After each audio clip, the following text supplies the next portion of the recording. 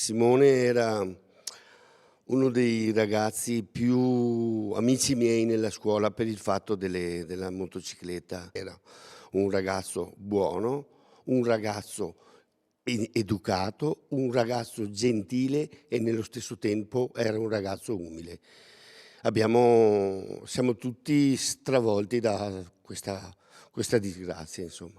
A Marco Vecchi, collaboratore scolastico al Maffioli, Simone Caico mancherà moltissimo, così come ai compagni di classe che sul banco del diciottenne hanno messo una stella di Natale. Mi è dispiaciuto tanto perché sempre perdere un compagno non... Sì, cioè, anche ho visto la classe, è stato veramente brutto anche a ricreazione. Tutti in silenzio, c'era.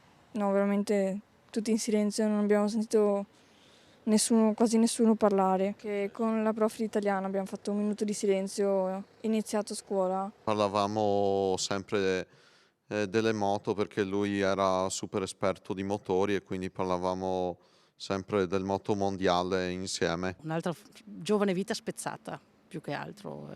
Mi dispiace perché so che lo vedevo con la moto, lo vedevo camminare e quindi adesso non vederlo più manca.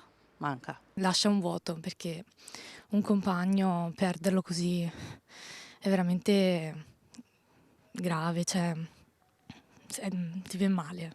Eleonora, 19 anni, conosceva anche Andrea Bedon, il 17enne morto nei giorni scorsi a Trevignano. Subito così un altro ragazzo, perderlo per lo stesso motivo è veramente devastante.